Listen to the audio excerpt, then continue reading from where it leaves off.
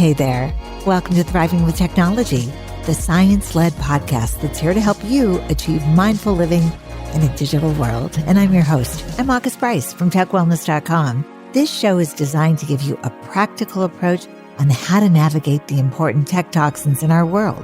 We have real-life stories, experiences, and non-fear-based facts about cybersecurity and EMFs, your online privacy, internet overuse, what leads to addiction, blue light, and so much more.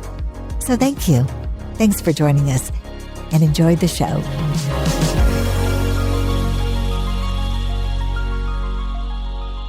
Hello, everyone, and welcome back to Thriving with Technology, the Tech Wellness Podcast with Brice. I'm August. Hello. Welcome. Super excited about your show today. This is a great show. I was happy to be able to listen to it when you guys recorded it.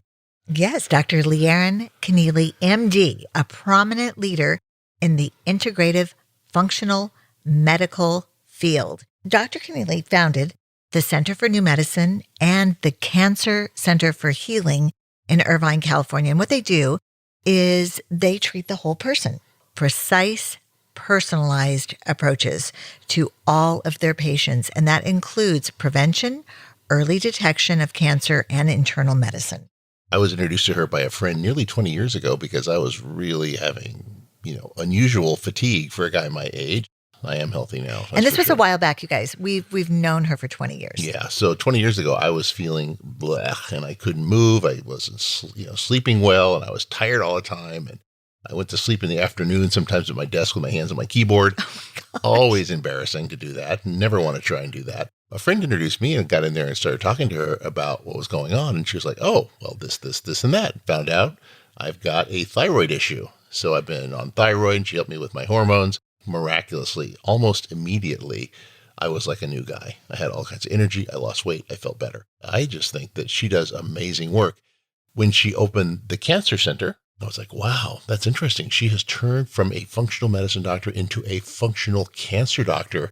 And now people are coming from all over the planet. All over the world. Do you know how many patients? So you were not a cancer patient, but all of her patients together, guess how many people have come through the Center for New Medicine and the Cancer Center for Healing now? At least several dozen.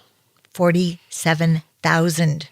That's big. She is highly regarded, and her team, she has a team of naturopaths and chiropractors and other medical doctors and nutritionalists, and they are all top of the game. It's stuff that you don't find in just about any other, doctor's office. I mean, you can go in there and get, not only cancer treatments of all sorts, but hyperbaric oxygen is one of the things that I've done there, which is amazing. She's got red light therapy.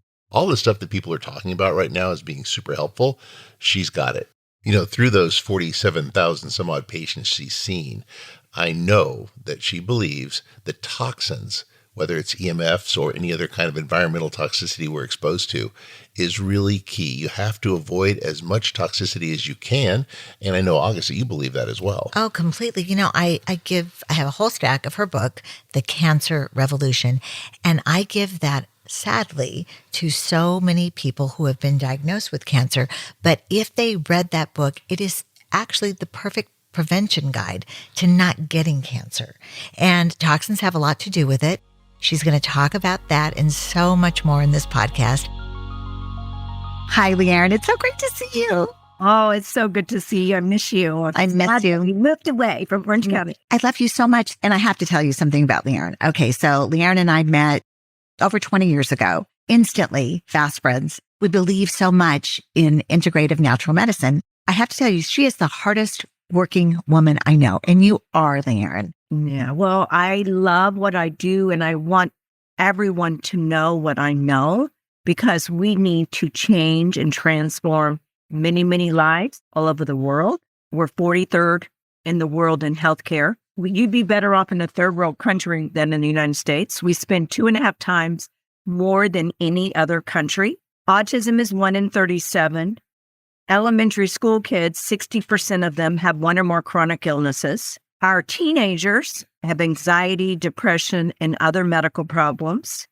You look at college-age kids, they all have to take Adderall and be on pot every day to get through their life. And then the amount of young people with cancer has escalated incredibly in the last 16 months. okay, outrageously. So 25, 30, 35-year-olds, outrageous increase in cancer and no decrease in cardiovascular disease. And cancer is about 1 in 2 people.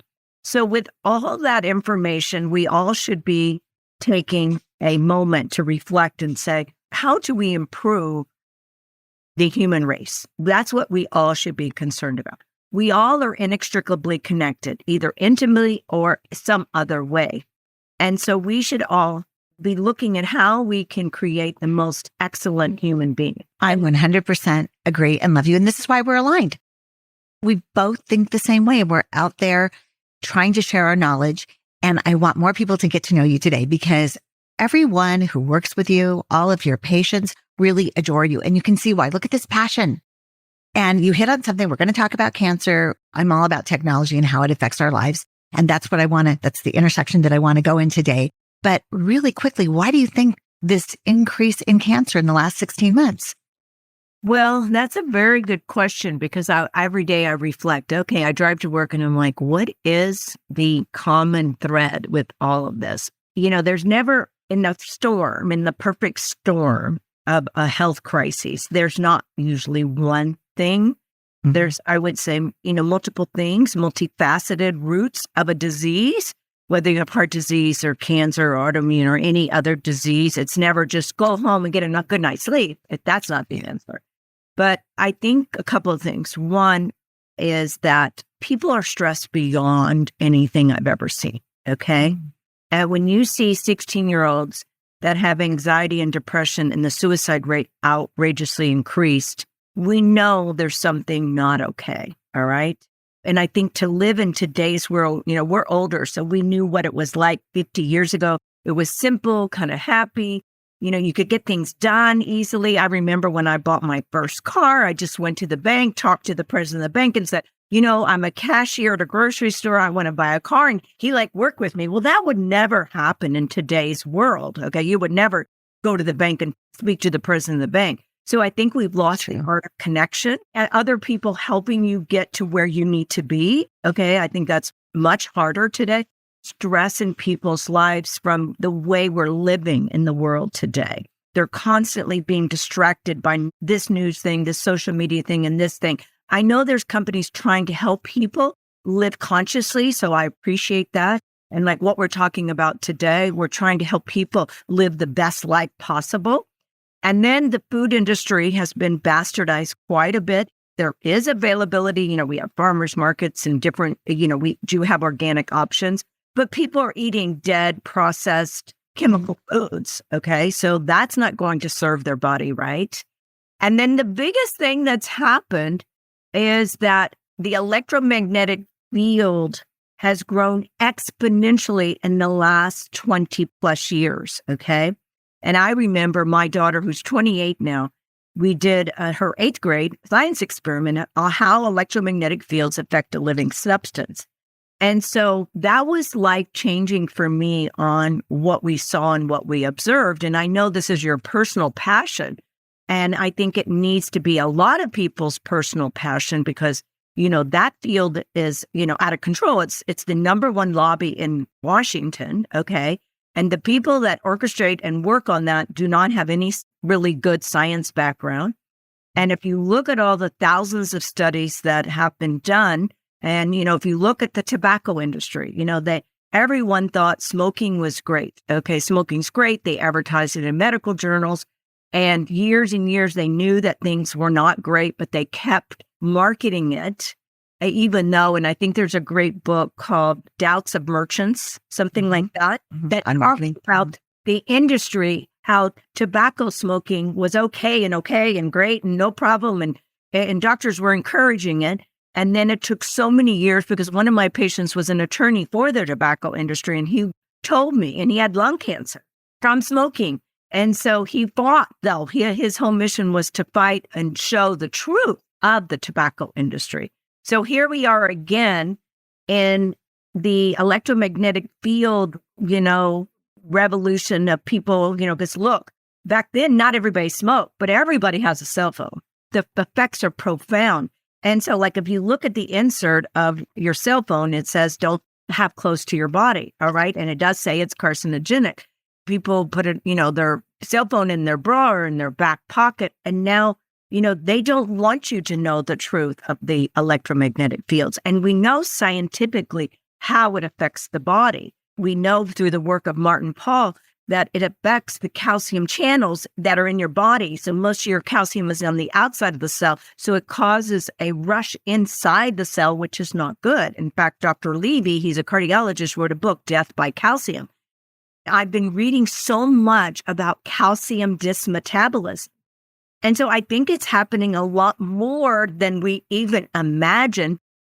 And you look at diseases, you look at osteoporosis, you look at cancer, you look at a degeneration of the body. You look at like everything that there is calcifications. Like when a woman gets a mammogram, they're looking at calcifications. So nobody's saying, well, why do we get these calcifications? And why is there such a dramatic increase?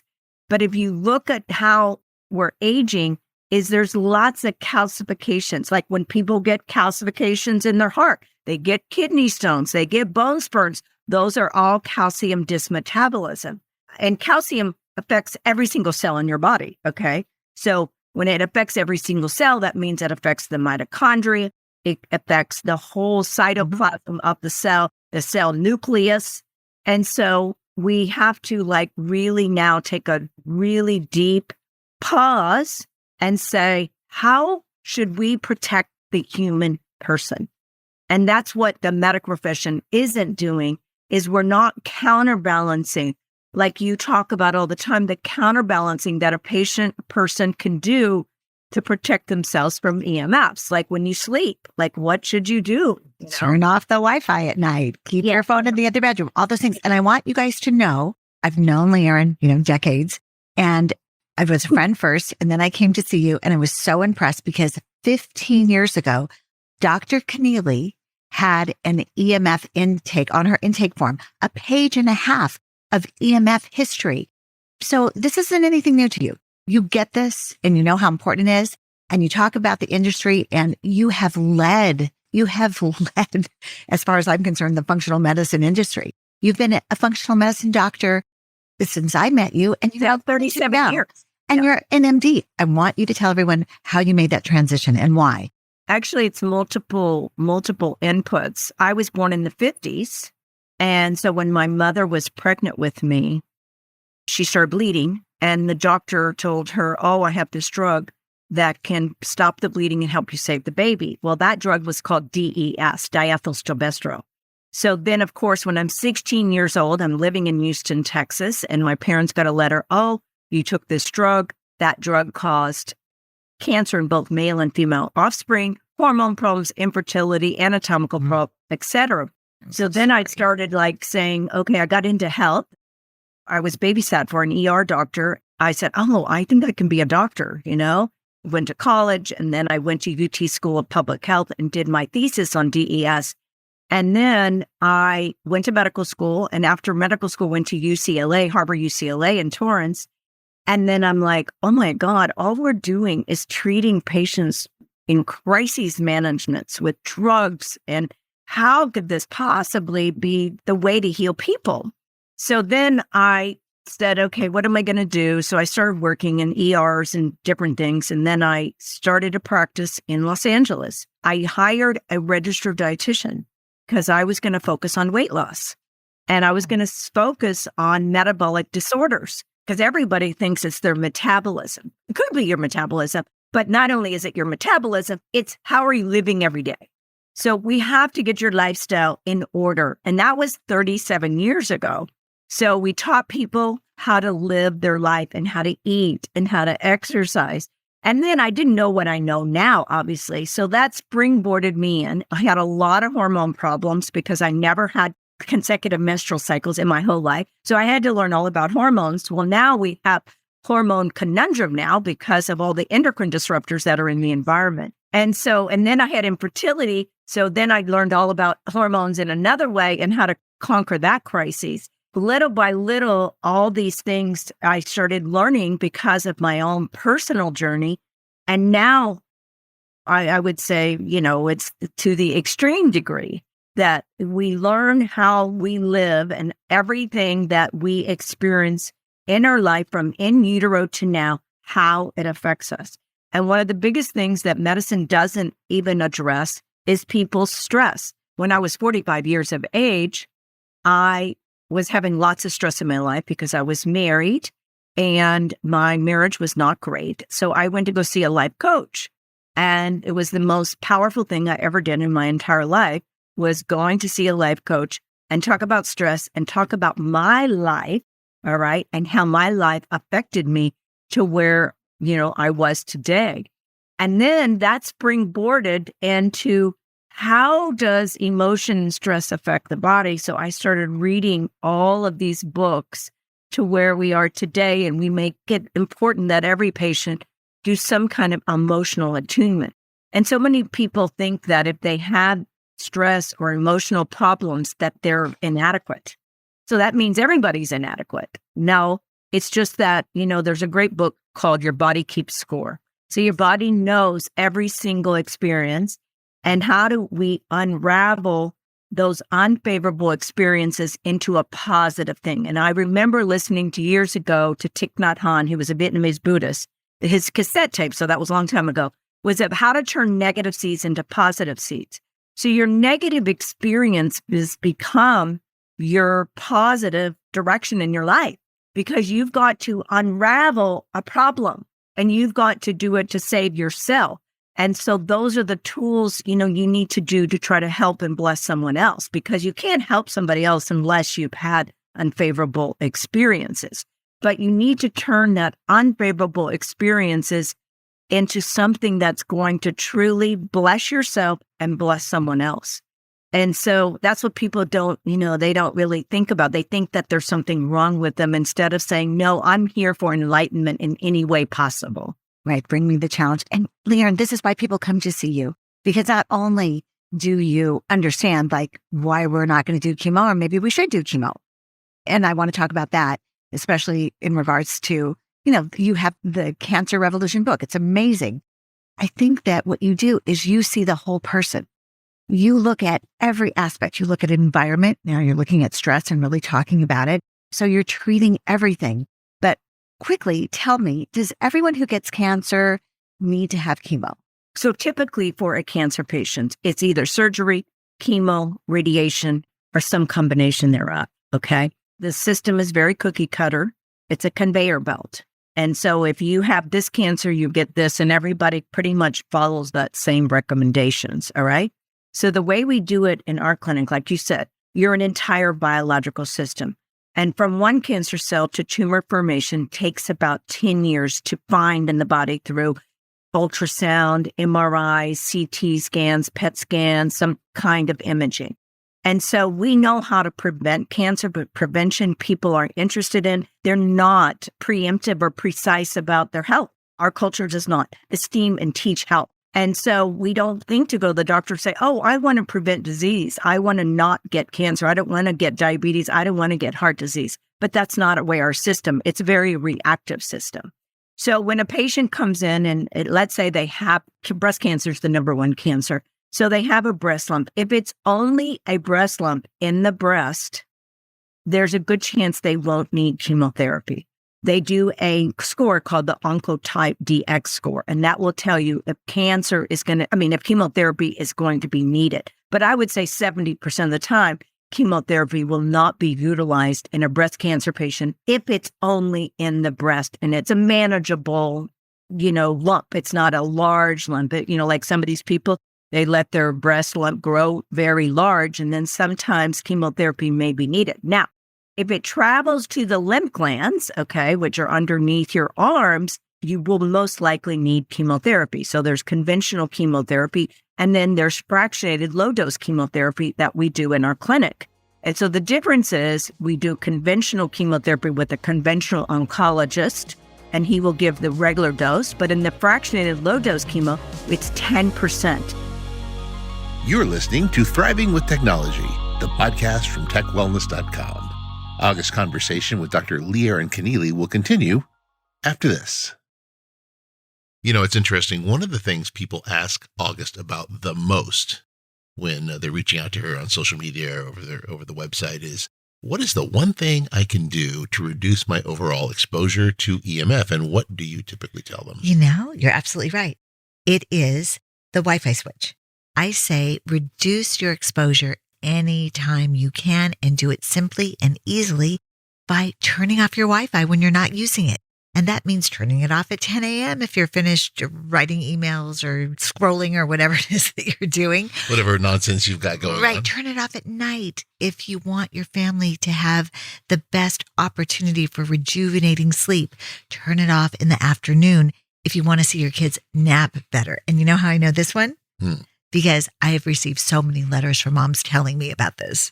Their kids nap once they turn off the Wi-Fi? It's a phenomenon, and it's awesome to hear. So let's talk a little bit about the function here. It's called the Wi-Fi kill switch. Tell us how it works. So you attach the plug to your Wi-Fi, and anytime you want, you don't have to go close to that nasty EMF that's spewing from the Wi-Fi because most Wi-Fis are so powerful now. And it's probably your largest source of electromagnetic fields, radio frequency, wireless electromagnetic fields, the worst in your home. So you can, from 100 feet away, just pop that RF button once and your Wi-Fi is off until you're ready to have it on again. So what you're saying is there's a remote control. You can keep yourself away from the Wi-Fi. Thank you. Yes. There's a remote control. Touch the button and Wi-Fi goes bye-bye. Instantly. Dead.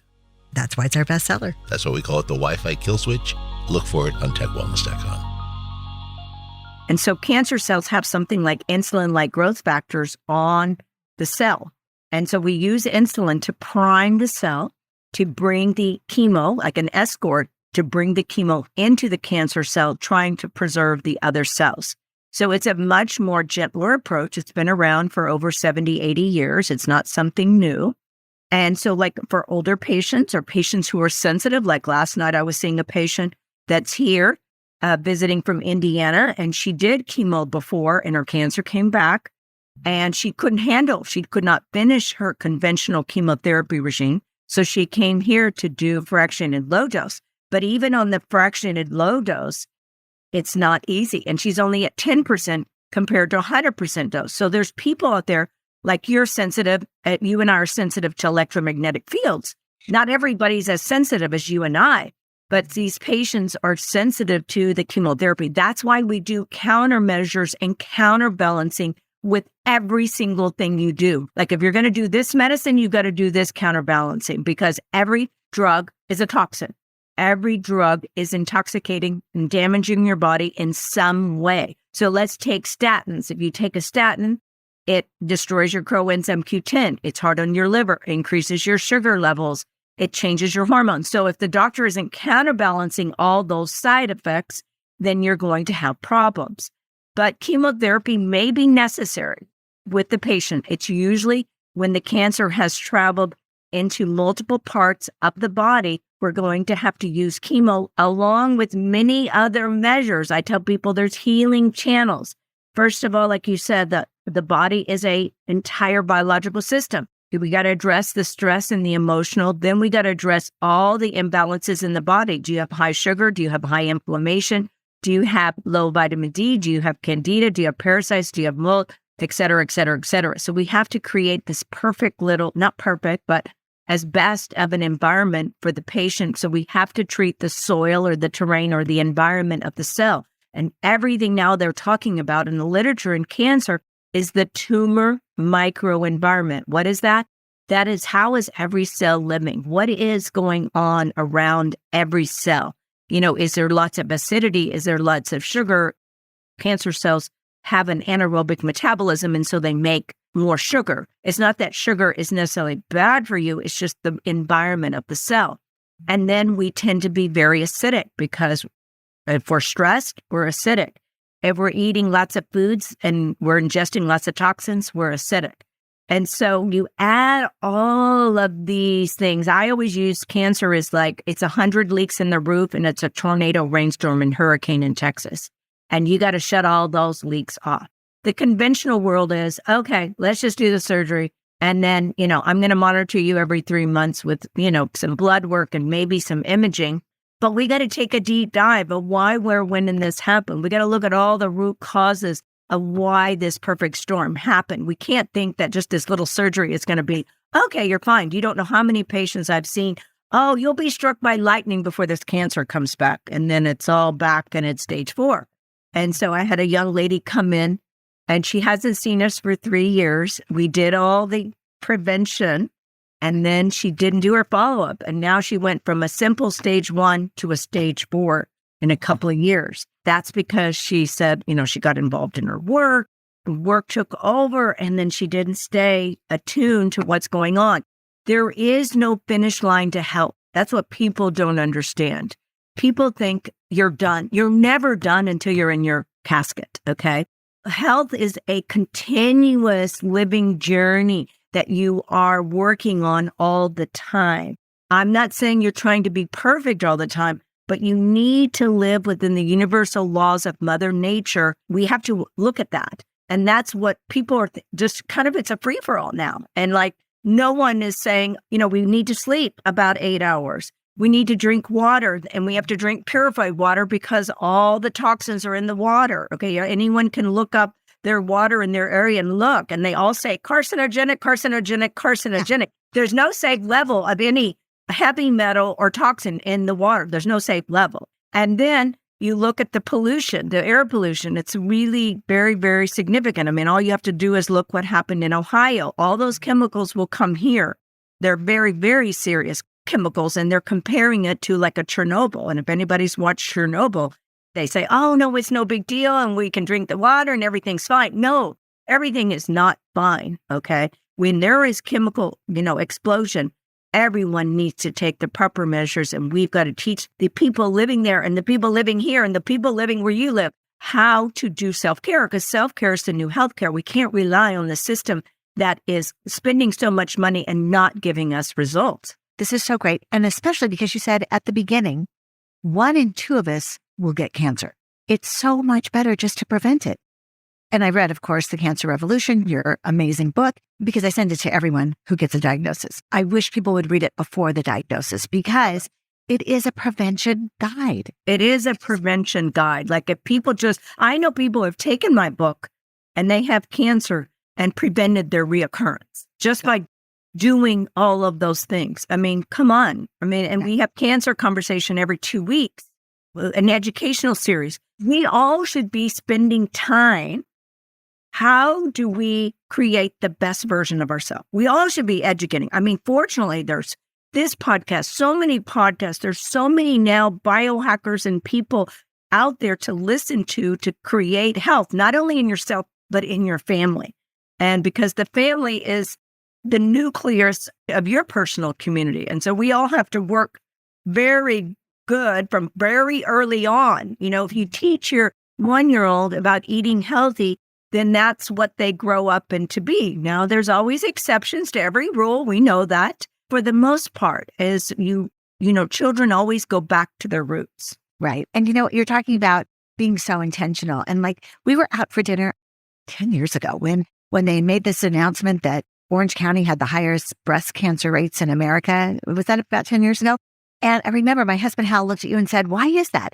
And you said environmental toxins. So we're talking about the environment and how we have to be so mindful of everything. Like I'm drinking my organic purity coffee with my grass-fed milk. And that's just my lifestyle because I need to be healthy. So I continue to do this. Well, your health directly affects your significant other, your first year of all yourself. So you can't do your passion, and it affects your significant other and then everyone around you. So if you get sick, lots of people are involved. And I always tell people, because people are like, oh my God, I don't know, I'm going to live like that. And I'm like, no, don't try to do it all in one day. I tell people it takes about a year to start enlisting new ways of living and examining your personal lifestyle, whether it's your kitchen, your bathroom, how you sleep, your EMF inventory. Now, I bring up all that in the book because people are overwhelmed with all the new health rules. And I tell people, if you don't spend time, money, and energy on your health, you're going to be spending all your time, money, energy on your illness. If people just did preemptive, precise, predictive, and preventive medicine, and you should be going to a doctor, partnering with a physician who is all about preventing disease and teaching you how to be healthy from your mind to your body. And so, unfortunately, medicine is all about the next drug, which is the third leading cause of death in this country. So, Is that why we don't hear more doctors talking about EMF? well, most doctors don't think EMFs are any big deal. Okay. They think, oh, no, there's no studies. Well, if they look at the bioinitiative report, there's lots and lots and lots of studies on EMFs. And I always tell people, let's pretend it's only 10 or 20% true. Why wouldn't we pay attention to that? And why wouldn't we just take these proper measures? And now I know many more doctors now are talking about this, okay? So there's lots of science out there. I mean, if you look at Ole Johansson, who's one of my favorite people, he's a Nobel Prize winner, and I sent you stuff on him. I always tell people, hand washing. Dr. Semmelweis from Hungary, he said we need to initiate hand washing in the hospital to prevent infections postpartum. Okay. They all thought he was crazy and committed him. Literally, it's a true story. And then it took 100 years to get hand washing. Well, now today, not only do we hand wash for 20 minutes before we go in to a procedure, and it's done with multiple layers of protection, and you wear gloves. But it took 100 years. So the problem we have, it's now. The problem is now, and we need to be addressing the salvation of humanity right now and not waiting.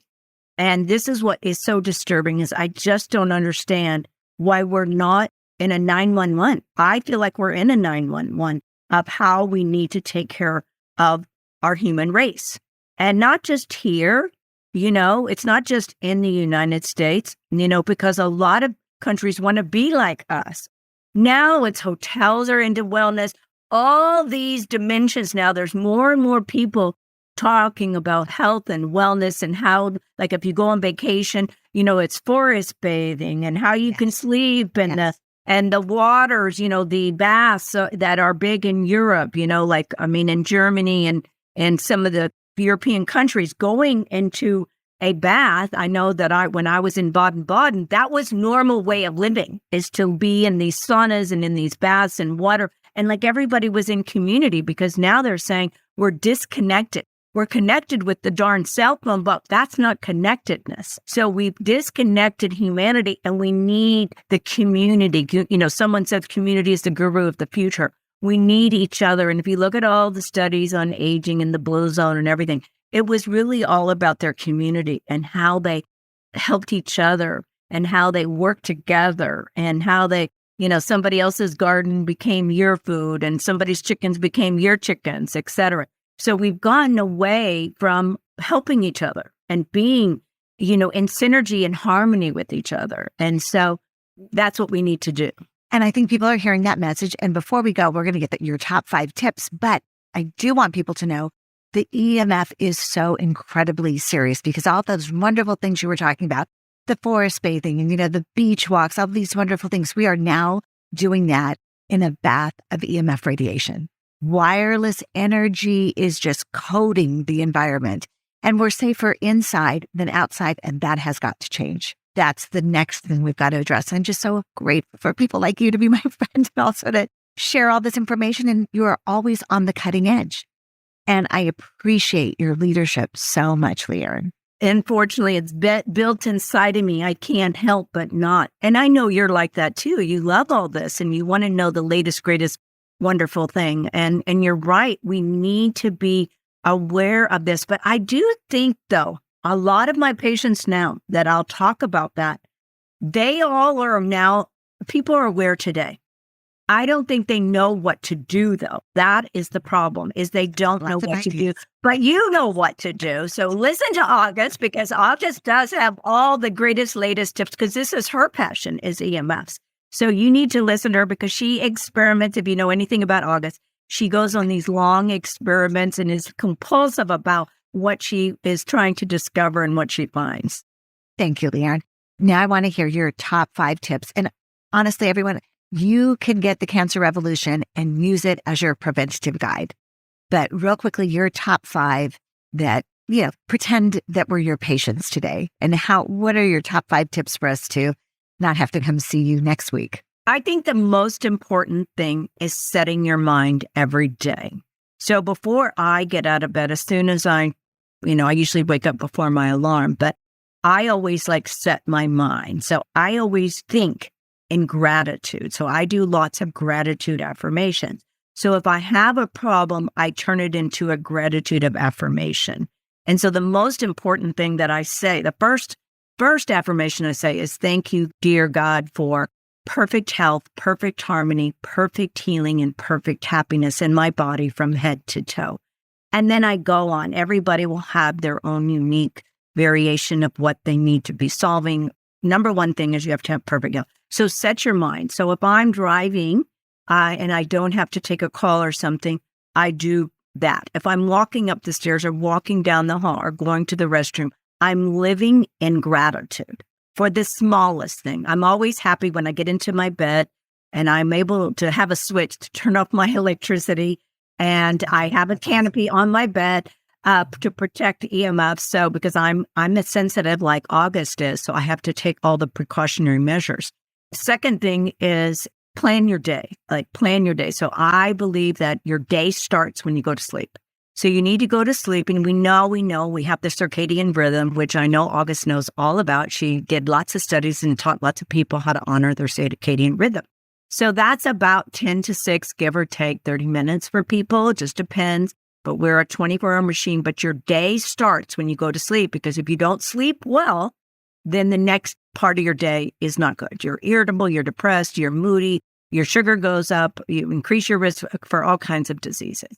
Then you need to drink water. Now, I personally drink a green juice, and I put aloe in my green juice, and I put vitamin C in my green juice. I put silica for my hair, skin, and nails, and it's great for aluminum toxicity, which there's lots of aluminum now in the air. So I do that, and then I go work out. And then you got to move, and you don't need to be a marathon runner or be a triathlete, but you've got to move your 800 powerful, miraculous muscles every day.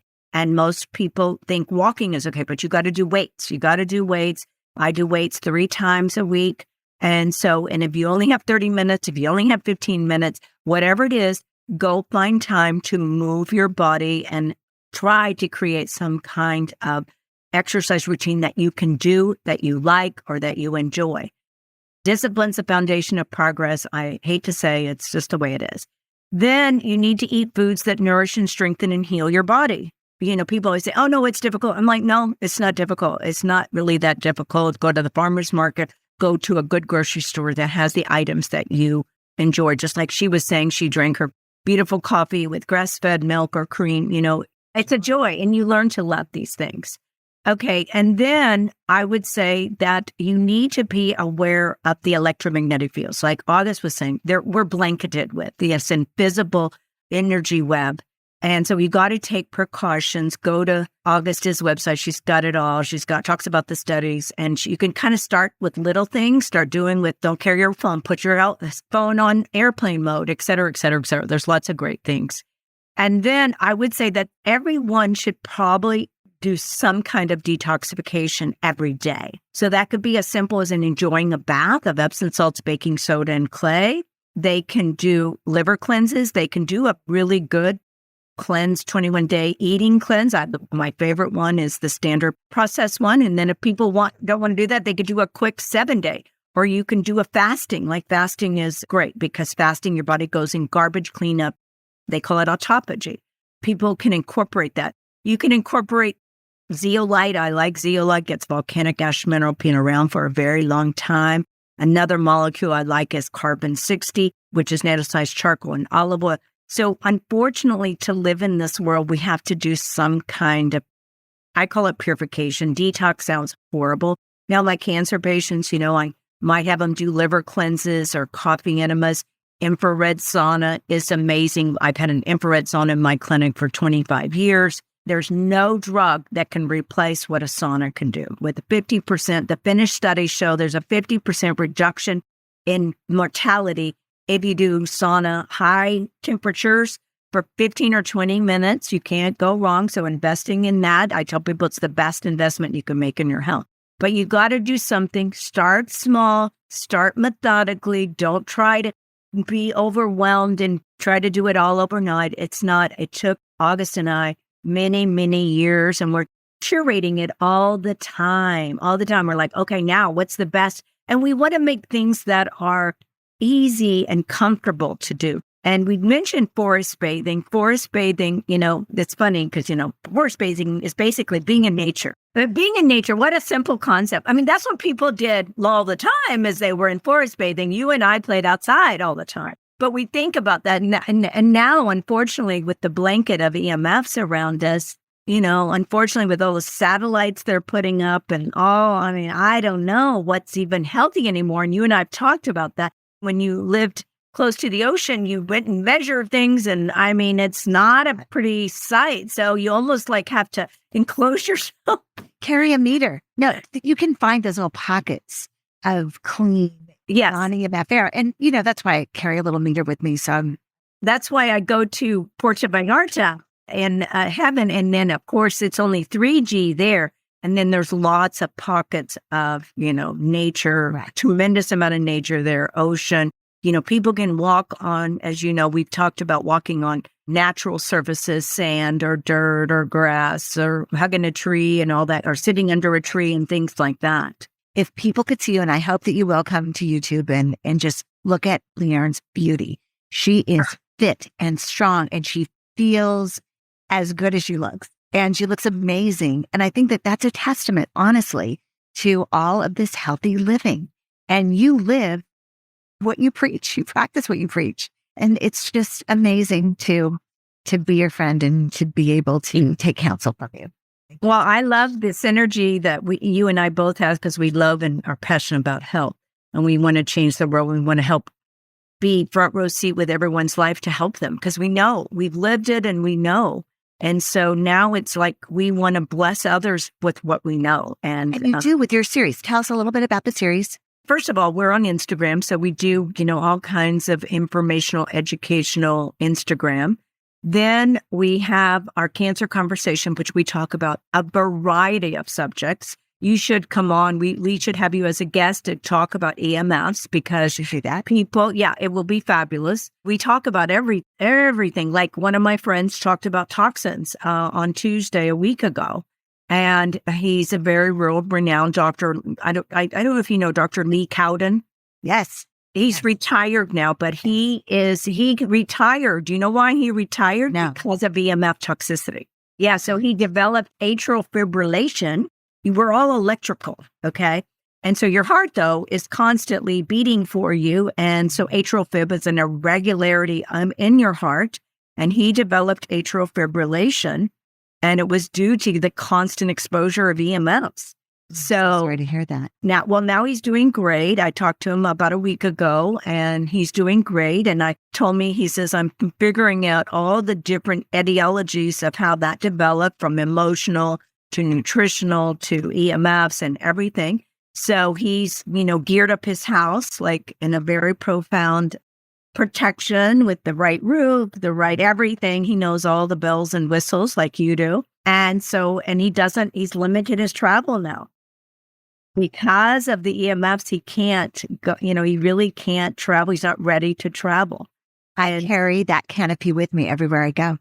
Oh, you do? That's smart. Well, he has an EMF sleeping bag now. That works. That's what he sleeps into, not to mention the other protections. It's very, very serious now. Yeah, and that's what happens. When we get too much, then our bodies overreact, just like you're talking about. Just like it's like an allergy, really. And you're allergic to peanuts and you can't go near a peanut factory. It gets that intense. And that's why I caution people, stay away as much as you can. But anyway, Leigh Erin, thank you so much. We can find you online. We can find you with your web series, and I'm going to link to your book, and I'm going to link to your channel.